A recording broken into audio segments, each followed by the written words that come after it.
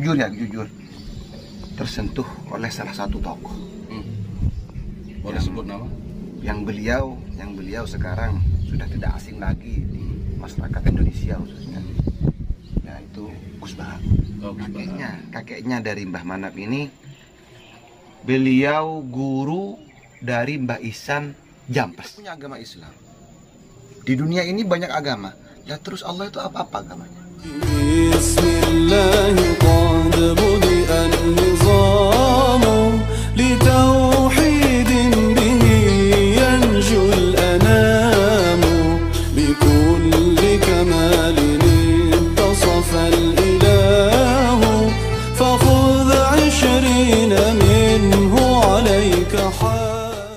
Sudah punya istri berapa, Gus?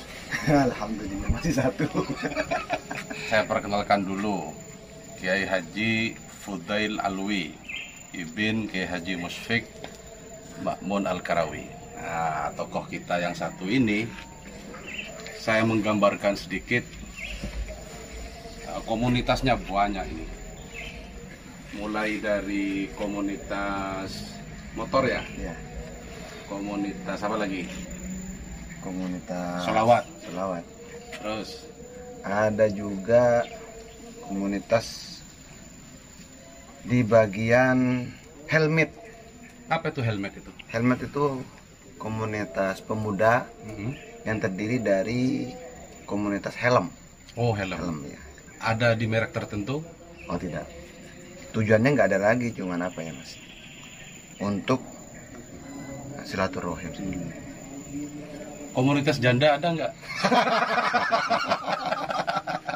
Nah itu perlu harus dipikirkan. Iya, kan muslimah. Ada komunitas muslimah. Sekarang konsentrasi di mana ini?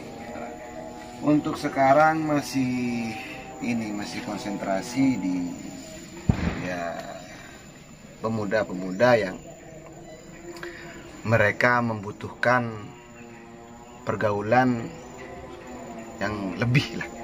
Hanya nongkrong di pinggir jalan, ada di kafe, rokokan, urak-urakan dan semacamnya. Tapi mereka tidak bisa berlebih mengenal siapa yang bisa membuat mereka itu seperti itu. Yang bisa membuat mereka hidup bahagia, happy dan semacamnya. Ya alhamdulillah, semenjak udah dari 2015 sampai 2020 ini alhamdulillah banyak sudah kawan-kawan yang bisa memahami bahwa hidup ini walaupun kita harus happy, walaupun kita memang mau bahagia, sebenarnya tidak harus dengan jalan-jalan yang sebenarnya gini loh, ada semacam perdebatan sih ya, di zaman sekarang. Gimana sih sebenarnya yang ini mungkin fokusnya Gus Fudail ini? Gimana sebenarnya mengenalkan agama ke anak-anak milenial itu? Pendekatannya ke arah mana gitu? Apakah harus dengan street community, komunitas jalanan, ataukah dengan mengajak mereka pikiran atau apa? Mana yang lebih mengangkat mereka secara moral? Seperti ini Gus, soal di bidang itu kalau saya sendiri, mereka mau sholat, mau zikiran, itu kalau menurut saya hanya bonus. Akhirnya itu hanya bonus. Kalau pribadi saya sendiri, mengajak mereka untuk mengenal Allah, mengenal Tuhan, itu dengan kita masuk ke dunia mereka. Kita masuk ke dunia mereka, cuman kita di dalam, kita berkomitmen bahwa kita walaupun sering urak-urakan, naik motor belajar-belajaran, nongkrong, ada yang teman-teman yang lain juga yang suka minum, kita harus berkomitmen di saat kita ngumpul, aktivitas-aktivitas yang bisa membuat resah ke masyarakat itu diberhentikan dulu. Kalau udah ngumpul terserah. Tapi nggak bikin tersinggung ya? Artinya kan mereka kalau emosinya dirusak gitu, kemudian sesuatu yang menjadi passion mereka itu diganggu, nggak marah mereka? Ada yang tersinggung sih. Cuman dengan seringnya kita ngumpul, mereka akan sadar sendiri.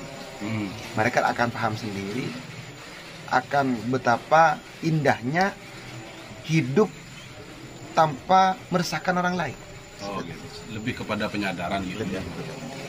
Menumbuhkan kesadaran. Menumbuh kesadaran sebenarnya, menumbuh kesadaran mereka masing-masing. Cuman yang susah di sini, Gus. Setiap misalnya komunitas ini ya, komunitas berdiri semisal dari 30 orang atau 20 orang.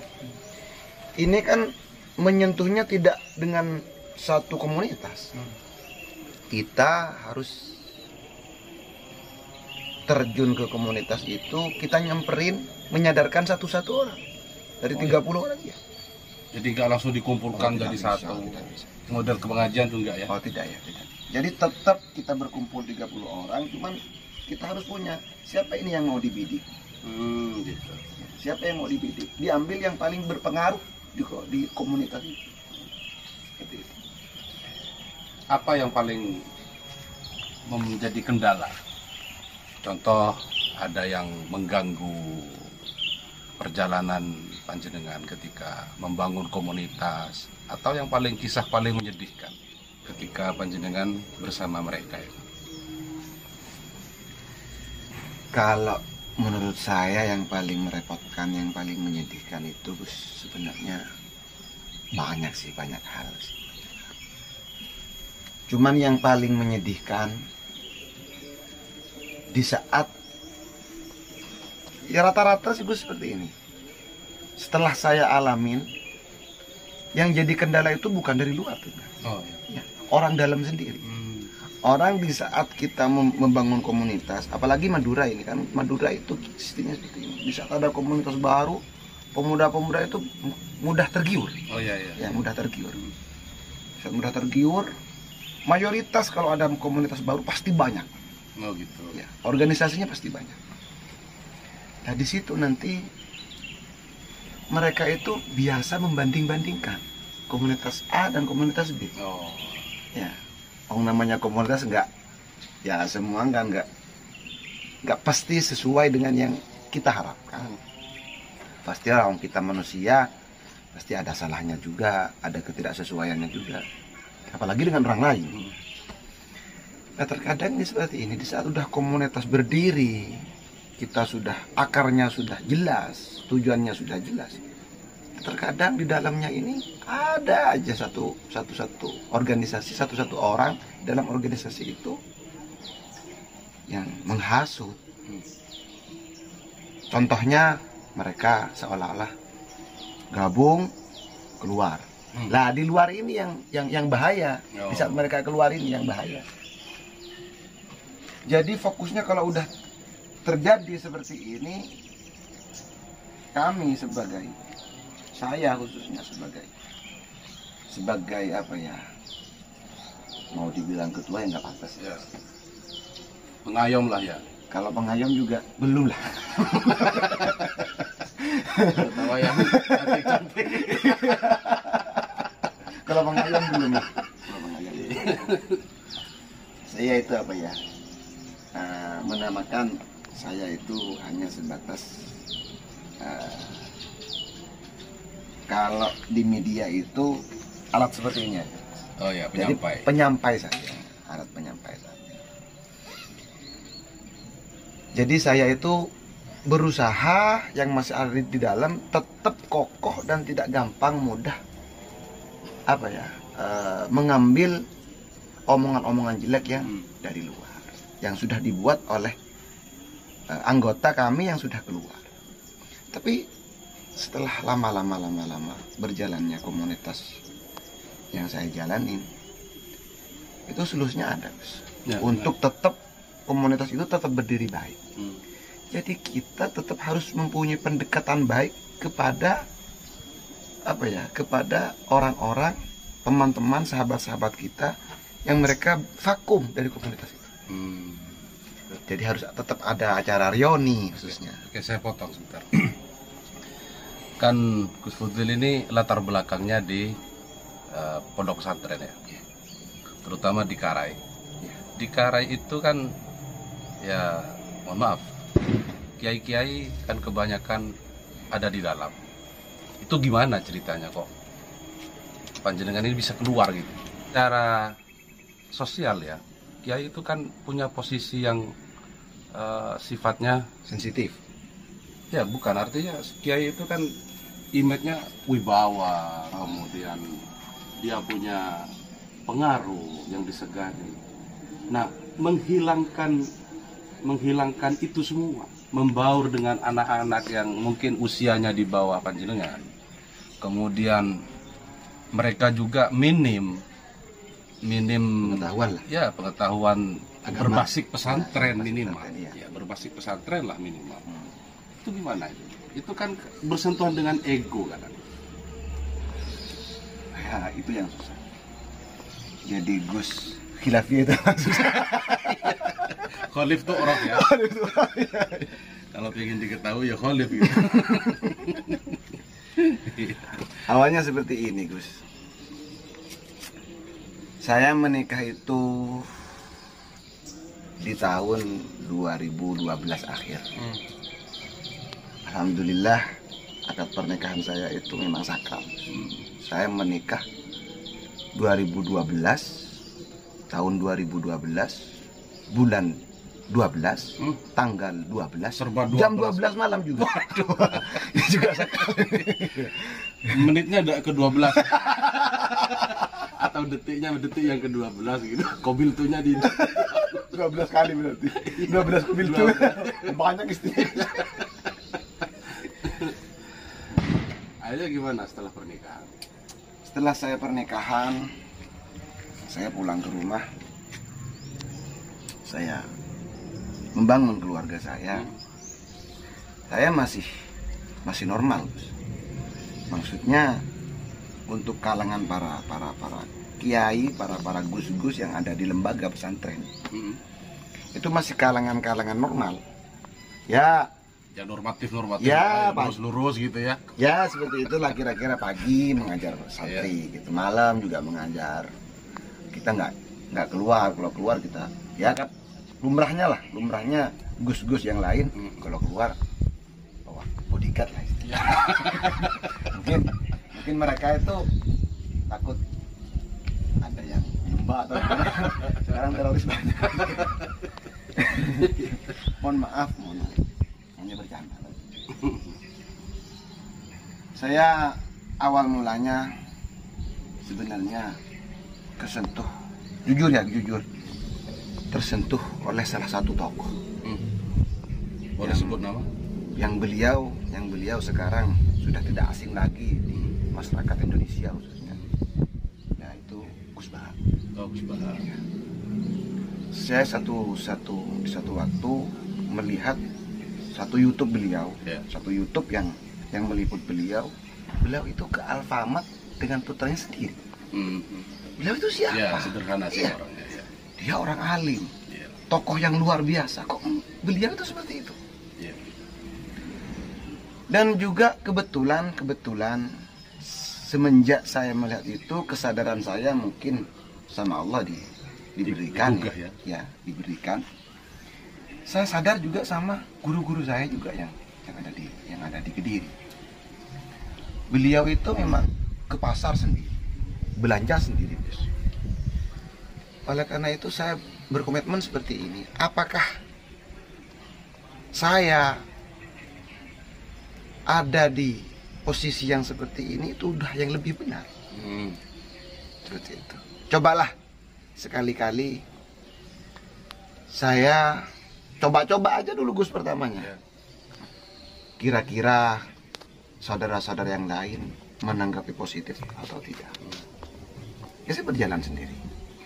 Awalnya, Gus, kata sampean tadi, ego yang awalnya ada bodyguard, kita selalu dihormat orang. Iya. Ya, saya itu Gus awalnya tidak langsung komunitas, Gus. Ya, tidak langsung komunitas, tapi belajar mengenal diri kita itu siapa. Seperti itu. Iya. Berangkat ke Jawa, berangkat ke Surabaya, ke tempat-tempat yang menurut saya dulu itu tidak baik, berangkat sendiri.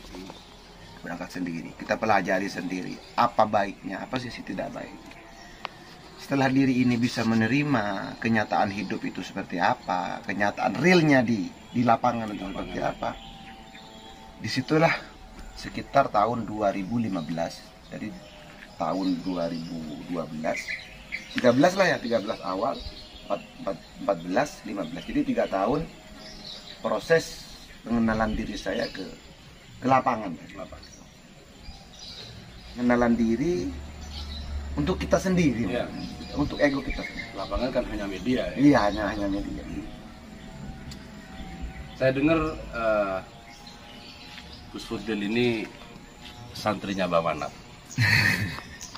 Betul ya? Ya, betul. Apa sekilas dari profil Mbah Manap yang menurut Gus Fudel ini sangat khos? Apa saja khosois beliau? Sedikit saja. Kalau teringat sama beliau ini tokoh yang alhamdulillah membuat saya menjadi seperti ini. Beliau alim. Beliau Terkenal sederhana ya? Ya, sederhana banget. Sampai-sampai pondok ini, wah, pondoknya mewah, berkeramik. Sampai kamar mandi pondok-pondok juga berkeramik. Tapi dalam Mbah Kiai ini, dalam Mbah Yai Manap ini, dapurnya saja masih pakai bambu ya. Gedek, ya jelas. Tabing ya? Tabing kalau kata orang Madura, tabing. Kamar mandinya juga, kalau Kiai lumrahnya kan kamar mandi di dalam. Ya, di Di dalam. Ini enggak. Di luar? Di luar ya. Pintunya tetap pakai gedek juga. Mantap. Beliau kesederhanaannya yang sangat saya salut. Saya agak gimana ini, Emosional ya? emosional ya. Bilang ini seperti ini, Gus. Dulu pernah saya mengamatilah sebagai satunya, apa sih yang jadi keistimewaan beliau. Kok banyak santri-santri yang manut dan sampai-sampai mondok di Petuk. Petuk nama kampungnya, kalau pondoknya Rodatul Ihsan. Mbah Manap bin Fanani bin Ihsan. Mbah Ihsan ini sedikit, Mbah Ihsan ini kakeknya dari Mbah Manap ini, beliau guru dari Mbah Ihsan Jampes. Ya, dari Mbah Ihsan Jampes yang mempunyai karangan kitab Siratul Talib. Dan sebagian cerita, sebagian ukilah menceritakan bahwa Mbah Ihsan kakeknya guru saya ini sebagian dari ulama-ulama, guru-guru yang ikut manasik. Ya. Mbah Yai ini sabar ya. Kesabarannya yang luar biasa. Contoh seperti ini. Di suatu waktu Kenteng masuknya pengajian. Ya. Kenteng masuknya pengajian. Bel masuk. Dari besi itu kan? Ya, dari besi. Kalau dari bambu itu kan tong-tong. Kalau tempat buatnya keris, aing tong. Di Semenar juga. Beliaunya ada tamu, pas ada bel, tiba-tiba ada tamu datang. Ada tamu datang, mau sowan ke beliau. Lah santri-santri yang menunggu tamu keluar dari dalam ini, mereka tuh naik ke atas mangga, ke atas rambutan. Naik makan rambutan punya kiai, makan mangga punya kiai. Dilihatlah oleh tamu ini. Lalu tamu ini nanya ke kiai, kok tidak ditegur santri-santri sampean, santri-santri jenengan di luar makan rambutan jenengan, makan mangga panjenengan. Kiai dengan tertawanya, dengan senyumnya hanya menjawab seperti ini. Sampean ini tahu apa? Seperti itu. Sampai ini tahu apa. Yang di luar itu bukan santri-santri saya. Mereka semua itu anak-anak saya. Jadi Nganggapnya santri anak. iya, jangan sampai anak. Sampai beliau itu daun seperti ini kata beliau. Kok cuman mangga apalagi rambutan yang tidak mau saya kasih kepada mereka-mereka yang mau ngaji ke sini. Oh, ilmu saya yang saya belajar tahunan dengan gratis saya kasih. Saya kasih. Seperti itu. Jadi kesabarannya luar biasa. Ada juga salah satu contoh, beliau punya satu tanah, beberapa kapling lah. Yang di sana tanahnya ini ditanemin ya seperti Kebun gitu ya. ya kebon lah. Ada yang kebon juga, ada yang ditanemin ini juga apa namanya padi juga, ada yang ditanemin jagung juga. Iya. Satu waktu yang pegang tanah itu soal. Assalamualaikum Mbah. Waalaikumsalam, ya duduk. Kebetulan waktu itu saya yang bawa kopinya dari dapur, makanya saya tahu ceritanya. Mbah Yai, ya saya mohon maaf Mbah Yai. Ya kenapa? Biasanya bulan ini saya kesini datang bawa hasil panen. Oh, iya. Tapi untuk sekarang tidak bisa bawa hasil panen. Loh kenapa? Karena sekarang musim wabah. Sehingga penghasilan di sawah tidak sesuai dengan yang kemarin-kemarin. Loh, biasanya saya dapat berapa? Saya sama kamu dapat berapa? Biasanya dapat 2 ton. Nah sekarang dapat berapa? Hanya 2 ton. Biasanya kan dapat 4 ton dan 4 ton ya. Sekarang hanya dapat 2 ton. Oh ya udah.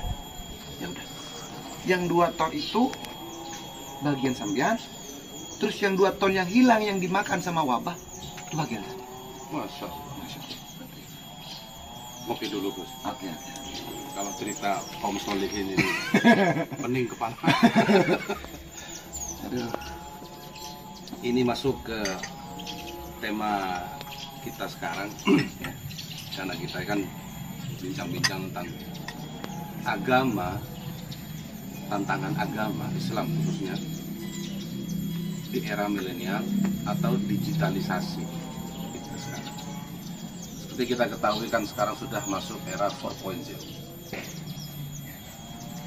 Ini sebentar lagi sudah 5.0.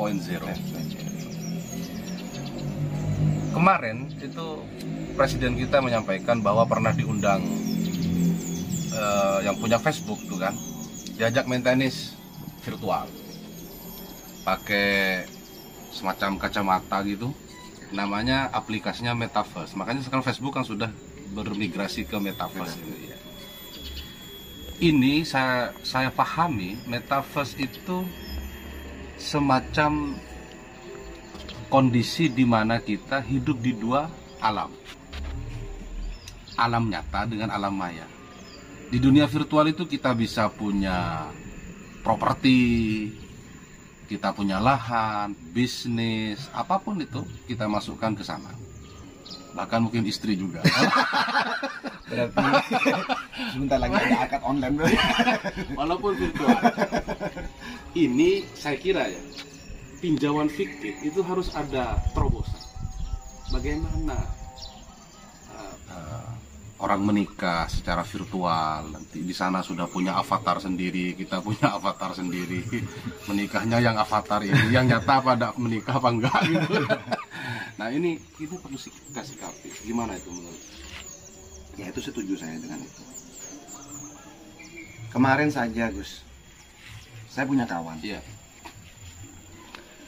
Kawan saya ini nanya ke saya,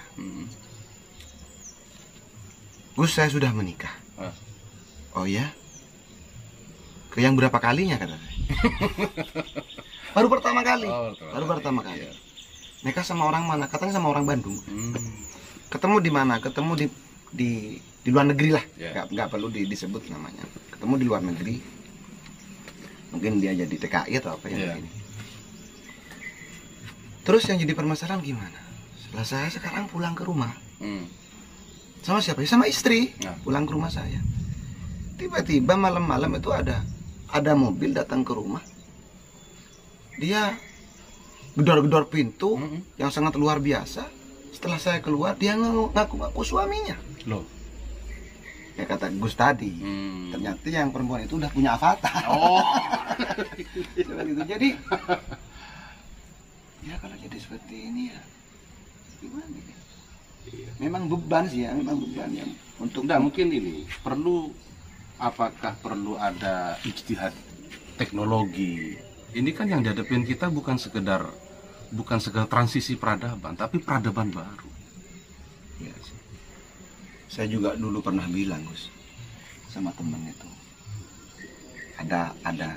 Saya punya teman, kebetulan beliau Gus juga. Saya pernah bilang seperti ini, Gus, ya kenapa? Apakah di zaman Rasulullah itu ada handphone? Apakah di zaman Rasulullah itu ada kendaraan-kendaraan mewah seperti sekarang? Jawabnya tidak ada.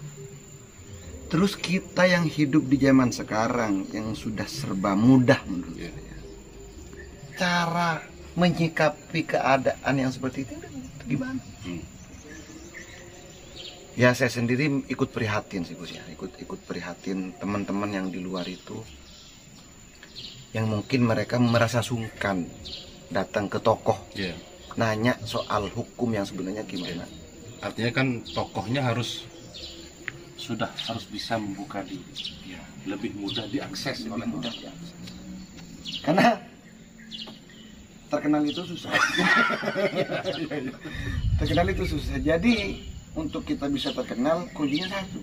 Kita harus menjadi Gus yang mudah. Iya yang murah. Iya yang murah. Tapi yang penting kita murah, tapi nggak murah. Nggak murah. Iya. Nggak murah.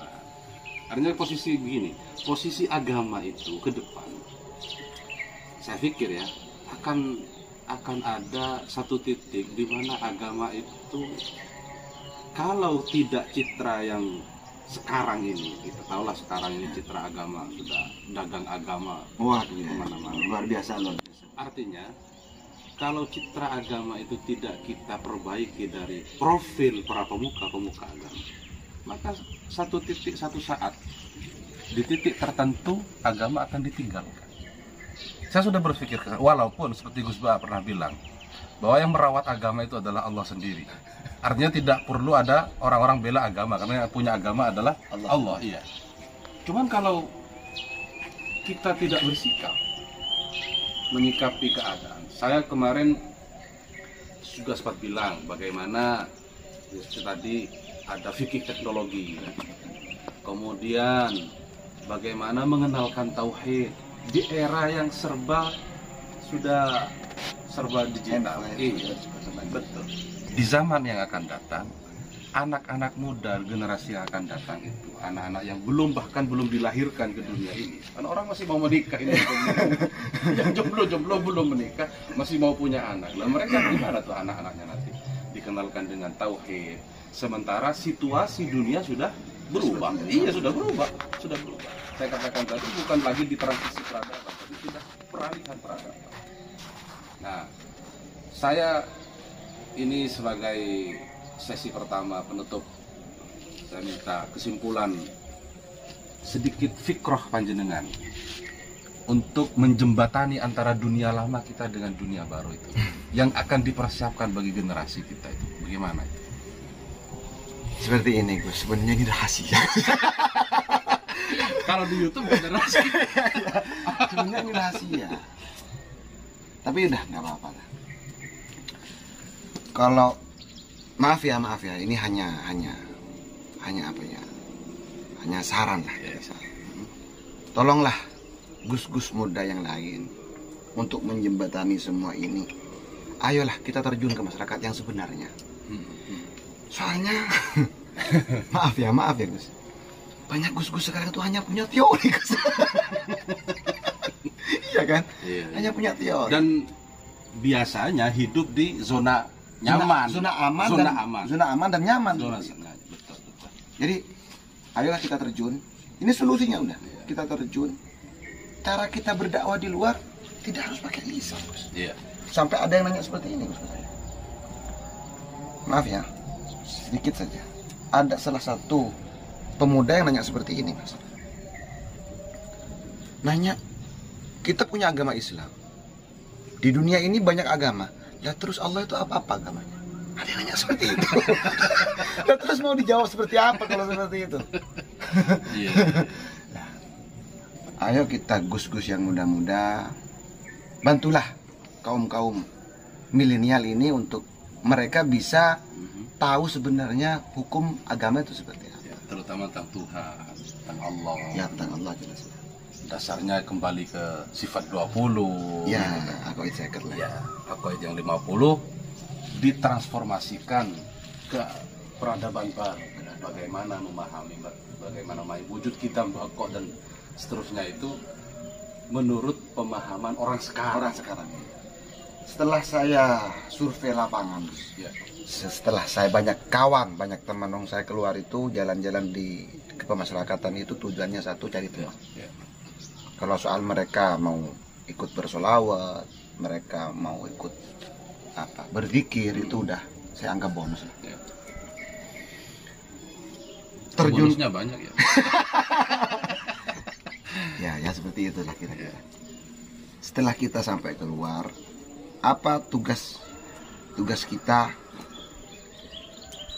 Setelah saya survei untuk berdakwah di kalangan milenial ini, kalau pakai lisan ceramah atau mau itu hasan tidak terima, Gus. Cuma kalau pas masuk ke kalangan milenial yang mereka suka minum, yang mereka suka, ya itulah ura-ura. Ya kan gap umur, Gus.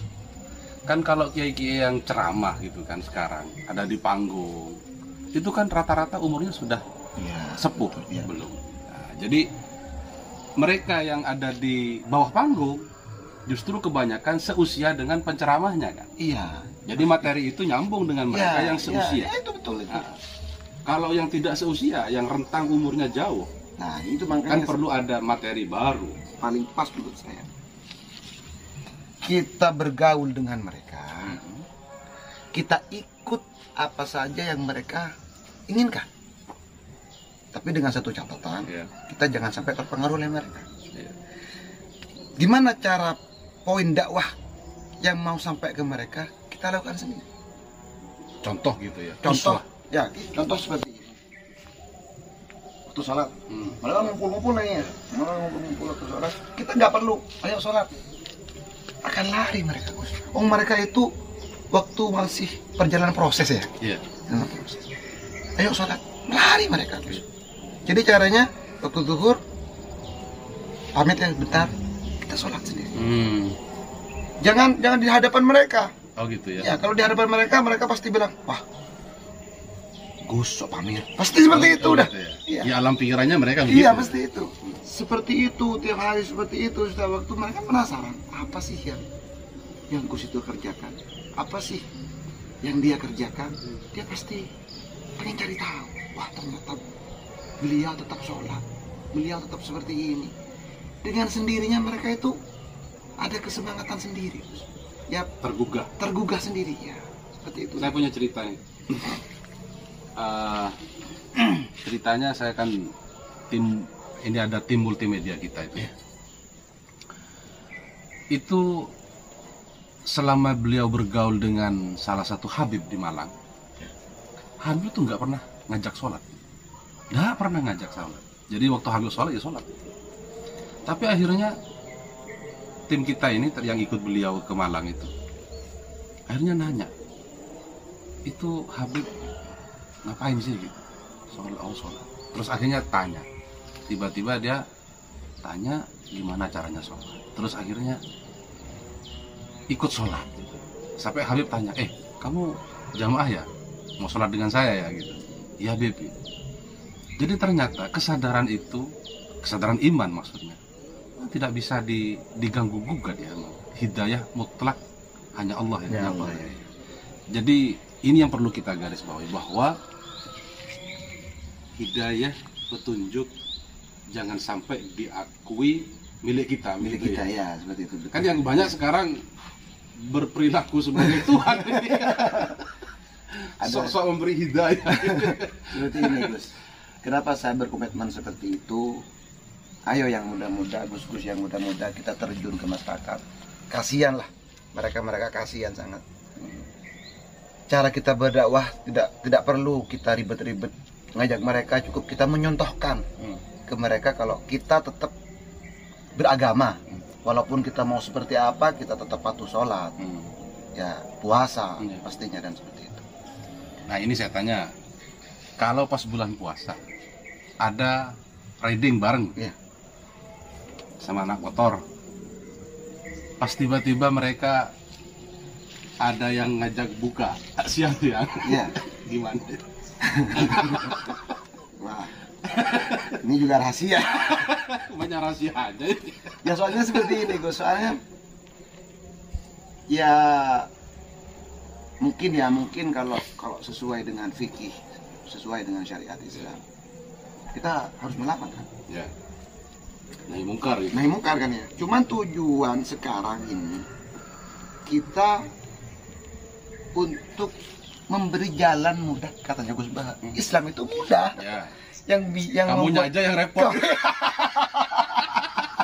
Iya betul. Ya. Kitanya aja yang repot. Kita aja yang Islamnya repot. mudah. Saya seperti ini aja. Saya ya udah, kalau kalian mau, kalau sudah tidak kuat, kalian mau takjil, kalian mau makan. Boleh kan itu? Silakan. Kalau saya tidak siap bertanggung jawab.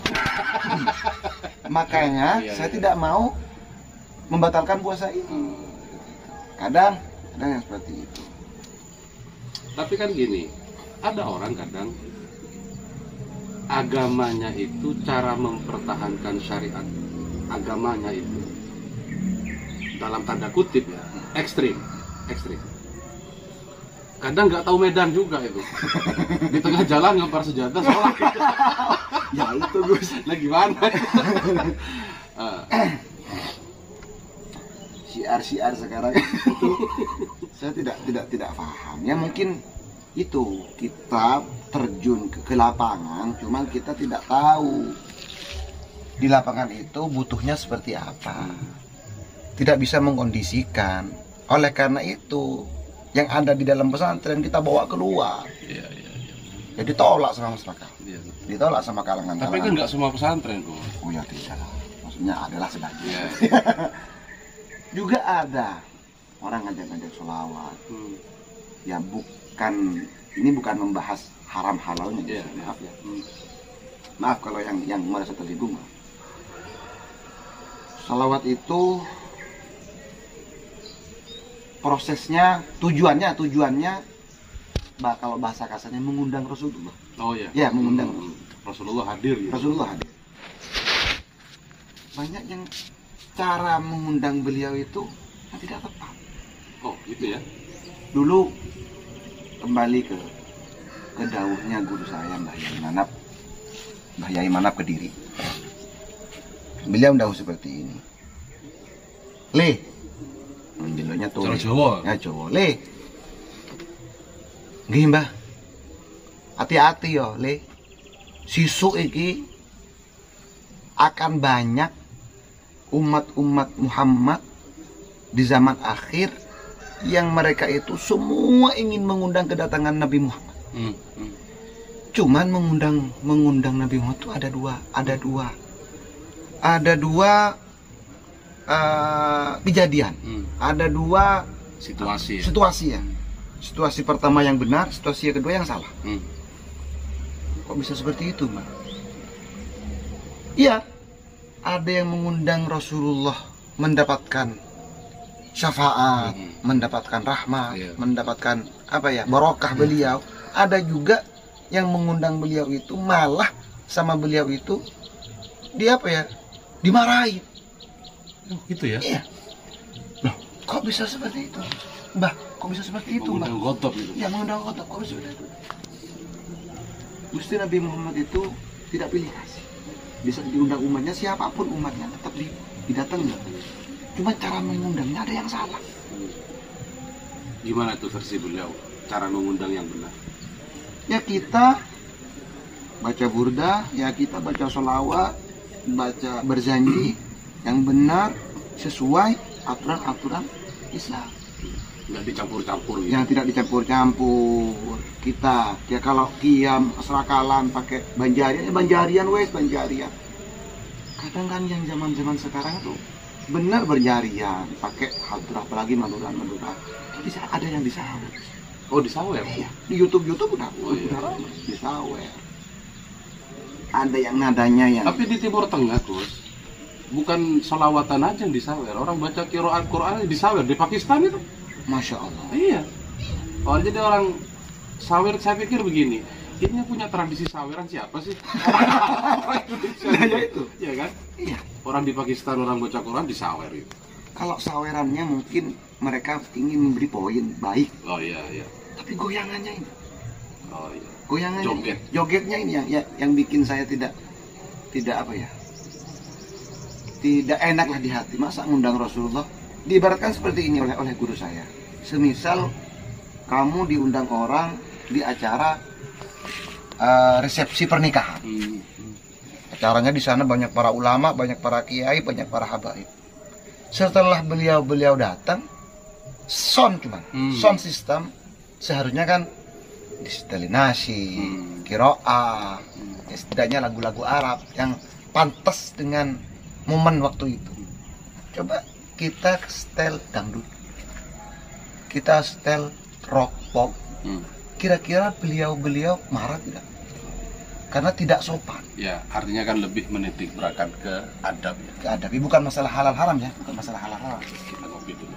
ووفقني إلهي نظم خمس عقيدة اعتقاد الكل حاتم بمعرفة العقائد أو